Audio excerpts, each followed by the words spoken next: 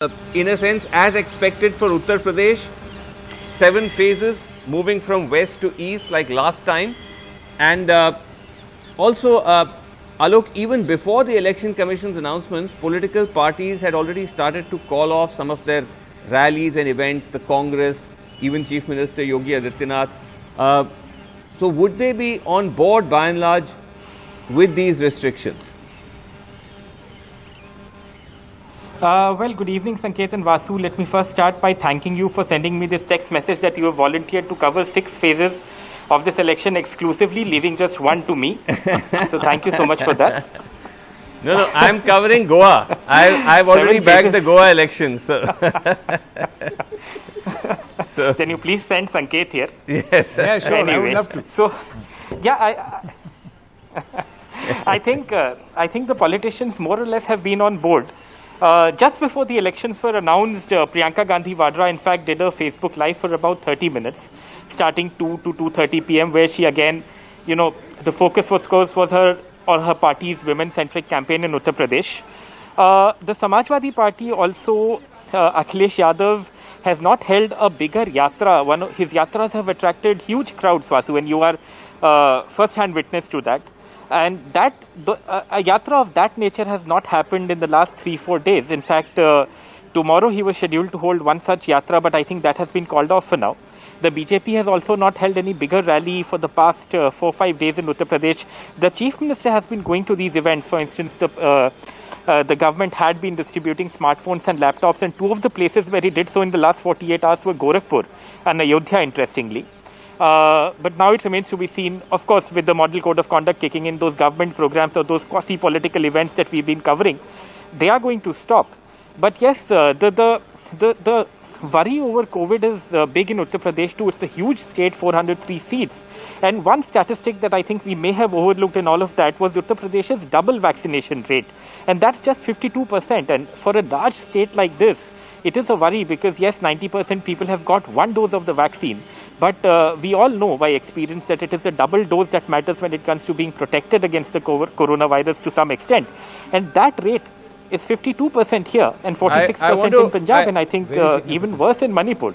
No, that's exactly the point, Sanket, which I also had a little bit of a concern with when the EC was citing as a rationale for going ahead with the elections. Correct. The vaccination rates.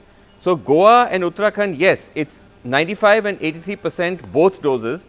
But UP, Punjab and Manipur is just 50, as Alok said, UP 52%, Punjab is only 46%. And Manipur only 43, not even Manipur 50%. is 2 doses, only 43%.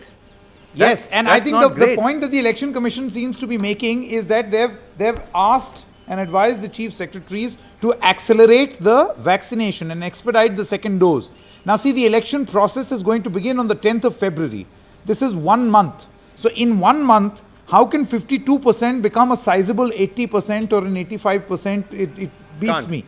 It can't. So, this logic obviously is a little warped. One doesn't understand how they've arrived at this conclusion. However, his preamble to all of this was, citing Article 172(1), saying that every legislative assembly, unless dissolved, will exist only for 5 years. And everything else flows from that. The entire schedule and all the rationale flows only after him citing or stating the obvious. Right. But there are a lot of things that the Election Commission could have done. It'll be very interesting to see how this vaccination drive is going to play out.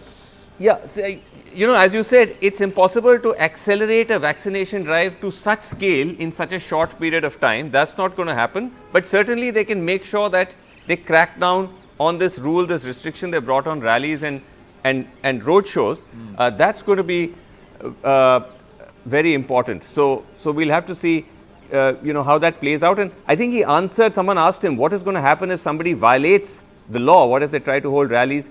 And he said they'll take strong action. They may even cancel that person's, candidature. This is what I heard him say. No, very interestingly, a person who's found violating or campaigning during this period till the 15th of January, there is a provision where the Election Commission can ban him from holding any rallies in that area in the future.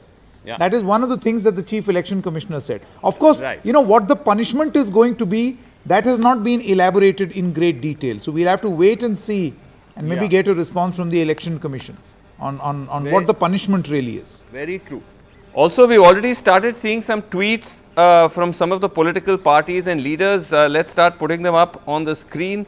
I believe that already we've seen Samajwadi Party has tweeted, I think, saying something like 10 March Akhilesh aa rahe hain. So, hope spring No, eternal. Vasu, there is a very interesting, and Alok will just tell you, a very interesting campaign happening in UP. If you recall, the Bharatiya Janata Party had started a Fark Saaf Hai campaign, Yeah. in which they placed the 5 years of Samajwadi Party and juxtaposed it with their 5 years. That's right. Then the Samajwadi Party started a counter Fark Saaf Hai campaign, and then the Aam Aadmi Party also started this campaign. Now Samajwadi Party says 10 March Akhilesh aa rahe hain. There is another campaign called 10 March BJP Saaf, Alok Pandey. Right.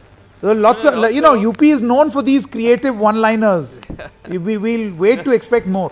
Also, if you see, these are crowds now. This is all earlier footage.